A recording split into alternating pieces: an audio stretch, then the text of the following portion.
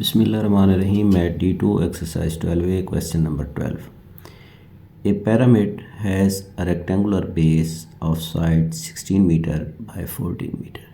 Given that the volume of the pyramid is 700 meter cube, find its first part में height find करना है और second part total surface area. तो इस question को शुरू करने से पहले अगर आपने मेरे चैनल को सब्सक्राइब नहीं किया तो सब्सक्राइब कर लें और बेल आइकॉन को प्रेस कर लें ताकि हर आने वाली वीडियो आपको मिल सके। क्वेश्चन को शुरू करने से पहले क्वेश्चन की स्टेटमेंट को समझें।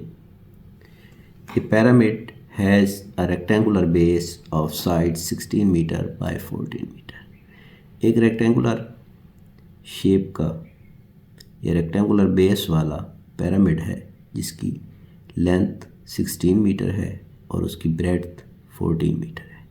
Given that the volume of the pyramid is 700 metre cube और उस पिरामिड का वॉल्यूम 700 मीटर क्यूब है।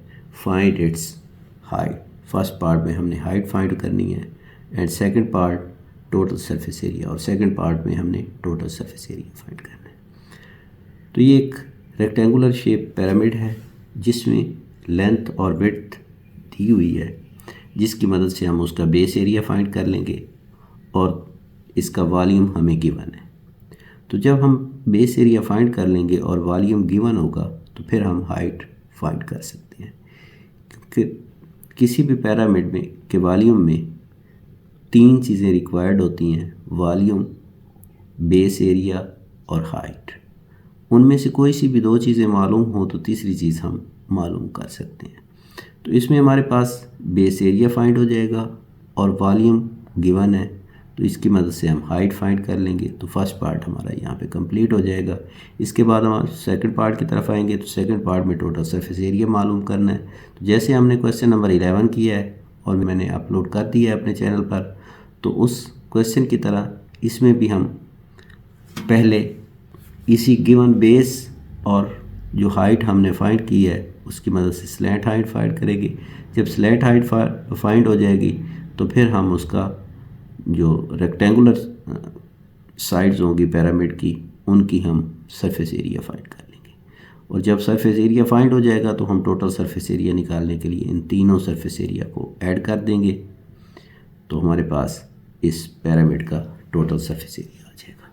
तो क्वेश्चन को स्टार्ट करते हैं। Length of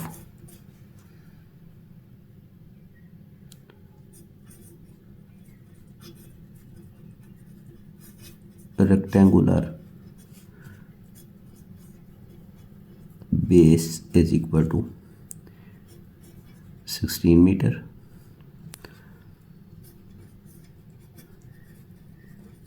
Breadth of rectangular base is equal to 14 meter.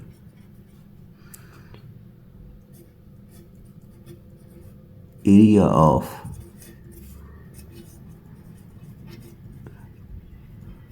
rectangular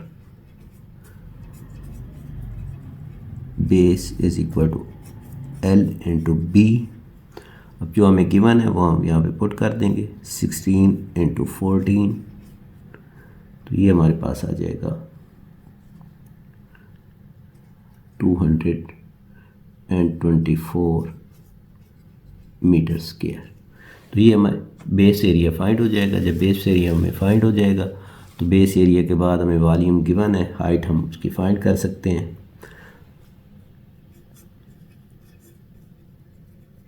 Volume of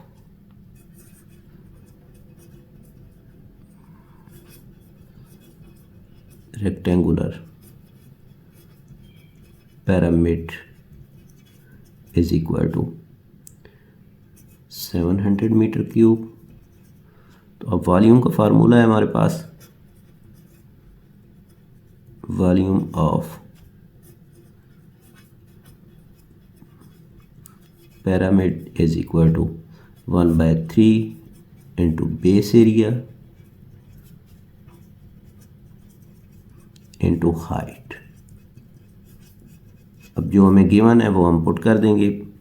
volume हमें गिवन है 700, 1/3 आ जाएगा, और बेस एरिया में 224 मीटर स्क्वायर गिवन है, और हाइट हमने फाइंड करना है। तो अब ये 3 इधर डिवाइड हो रहा है, दूसरी साइड पे जाएगा तो ये मल्टीप्लाई हो जाएगा। तो 700 into 3 is equal to 224 into height. ये 224 इधर मल्टीप्लाई हो रहा है, दूसरी साइड पे जाएगा तो ये डिवाइड हो जाएगा।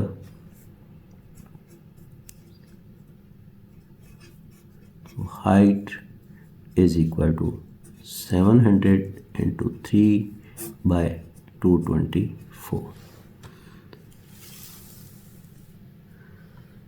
अब हम इसको ऊपर वाले को मल्टीप्लाई करेंगे और नीचे वाले से डिवाइड करेंगे, तो ये हमारे पास हाइट आ जाएगी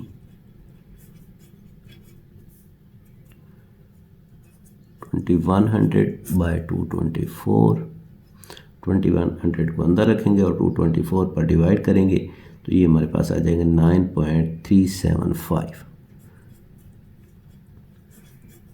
तो height is equal to 9.375 metre. यहाँ हम लिखेंगे height of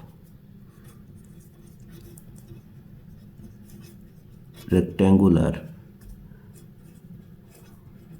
pyramid is equal to 9.375 metre. तो फर्स्ट पार्ट में हमने यही हाइट फाइंड करना थी, और ये हमारे पास हाइट फाइंड हो जाएगी, तो फर्स्ट पार्ट हमारा कंप्लीट हो जाएगा। तो इसके बाद हम सेकंड पार्ट की तरफ आते हैं। तो सेकंड पार्ट में हमने सरफेस एरिया फाइंड करना है। तो हमारे पास जो रेक्टेंगुलर बेस का सरफेस एरिया है वो तो हमने फाइंड कर चुके हैं, क्योंकि surface area of rectangular base is equal to 224 metre square. ये हम ऑलरेडी फाइंड कर चुके हैं, तो मैंने उसी को लिख दिया है। अब नीचे हम इसमें जो स्लैंट हाइट है, रेक्टेंगुलर शेप जो होती है उसकी आमने सामने वाले ज़िले जो हैं वो बराबर होते हैं। तो यहाँ पे लेंथ के सामने वाला लेंथ बराबर होगी और ब्रेड्थ के सामने वाली ब्रेड्थ बराबर होगी। तो हम दोनों साइड से उसकी फाइंड करेंगे स्लैंट हाइट। जब स्लैंट हाइट फाइंड हो जाएगी तो उसका एरिया भी हम फाइंड कर लेंगे। तो इस स्लैंट हाइट के लिए हमारे पास हाइट इस तरह से गिवन है, वो हमने फाइंड की है 9.375 मीटर। और जो बेस है तो हमारे पास बेस जो है उसकी हाफ होनी है, जो भी साइड हम लेंगे। तो ये हमारे पास 16 वाली साइड हम लेते हैं, तो ये 16/2 हो जाएगा, तो ये 8 मीटर आ जाएगा। और ये वाली साइड हम फाइंड करेंगे। तो पाइथागोरस थ्योरम की मदद से जब हमें आल्टीट्यूड और बेस फाइंड होता है तो हम हाइपोटेन्यूज को फाइंड कर सकते हैं। तो इसका फार्मूला है c² is equal to a² plus b²। तो c² हमने फाइंड करना है, तो यहाँ पे c² आ जाएगा, यह हमारा आ जाएगा 8 का स्क्वायर प्लस 9.375 का स्क्वायर। तो c² इज इक्वल टू 8 का स्क्वायर होता है 8 8 = 64 प्लस 87.89। तो हम इन दोनों को ऐड करेंगे तो c² इज इक्वल टू 151.89। अब हमने c फाइंड करना है, तो यहाँ c² है, taking square root on both side. ये स्क्वायर रूट के साथ कैंसिल हो जाएगा, तो c इज इक्वल टू 151.89 का हम लेंगे स्क्वायर रूट कैलकुलेटर में की मदद से, तो ये आ जाएगा हमारे पास 12.32 मीटर। तो ये अब हमने स्लैंट हाइट इसकी फाइंड कर ली है। जब स्लैंट हाइट हमें फाइंड हो गई है तो इसके बाद हम इसका एरिया फाइंड कर सकते हैं। Area of triangular side is equal to 1/2 into base into height. अब जो ट्रायंगुलर साइड होती हैं उसके आमने सामने वाली साइड बराबर होती है, तो एक साइड का हम फाइंड करेंगे तो दूसरी साइड का उसके साथ ही फाइंड हो जाएगा। तो हम इसको 2 से मल्टीप्लाई कर देंगे ताकि दोनों साइडों का इकट्ठा फाइंड हो जाए। तो 2 इंटू 1/2 और बेस हमारे पास यहाँ पे है 16 और हाइट जो है वो 12.32 हमने अभी फाइंड किया। तो ये 2 से 2 कट जाएगा, तो 16 इंटू 12.32 और इसको हम मल्टीप्लाई करेंगे तो ये हमारे पास आ जाएगा 197.12 मीटर स्क्वायर। तो ये हमारे पास एक ट्रायंगुलर साइड की सरफेस एरिया आ जाएगा। हम अब दूसरी ट्रायंगुलर साइड का सरफेस एरिया फाइंड करेंगे, तो उसमें भी इसी तरह हमें पहले स्लैंट हाइट फाइंड करना पड़ेगी। तो स्लैंट हाइट फाइंड करने के लिए हम इसी तरह का एक ट्रायंगल बना लेंगे जिसमें हमारे पास जो हाइट है वो 9.375 सेम रहेगी और जो उसकी बेस है वो हमारे पास आ जाएगी 14/2। 14 वाली लेंगे हम ब्रेड्थ वाली साइड, तो ये आ जाएगी 7 मीटर और ये हम फाइंड करेंगे। तो पाइथागोरस थ्योरम की मदद से हम इसे भी फाइंड कर सकते हैं क्योंकि हमें बेस और हाइट गिवन है। तो सी square is equal to a square plus b square. तो सी स्क्वायर इज इक्वल टू 7 का स्क्वायर प्लस 9.375 का स्क्वायर। तो 7 का स्क्वायर जो है वो 49 हो जाएगा, 7 7 49 और 9.375 का स्क्वायर 87.89। अब हम इन दोनों को ऐड करेंगे तो सी स्क्वायर इज इक्वल टू 136.89। हमने सी फाइंड करना है तो taking square root on both sides, इसका स्क्वायर इस स्क्वायर रूट से कैंसिल हो जाएगा तो यहाँ पे सी आ जाएगा और इसका हम कैलकुलेटर की मदद से लेंगे तो ये 11.7 मीटर आ जाएगा। अब ये हमारे पास इसकी भी हाइट आ गई है, तो जब इसकी हमारे पास स्लैंट हाइट आ गई है तो इसकी मदद से हम इसका एरिया भी फाइंड कर सकते हैं इस रेक्टेंगुलर साइड पर। तो area of triangular side is equal to 1/2 into base into height.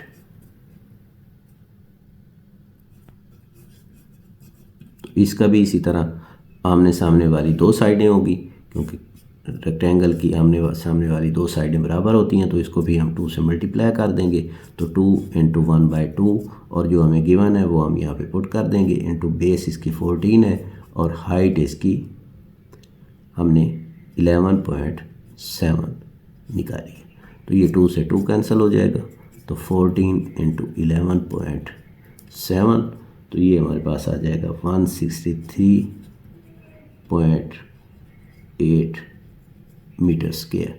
तो इस तरह हमारे पास तीसरा जो एरिया है वो भी आ जाएगा।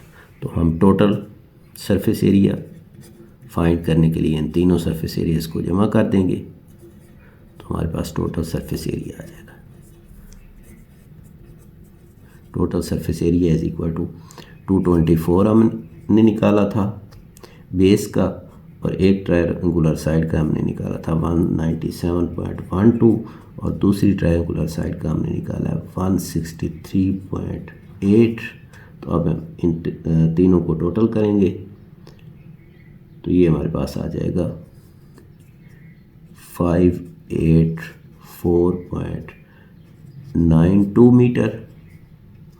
और अब हम इसको राउंड ऑफ करेंगे तो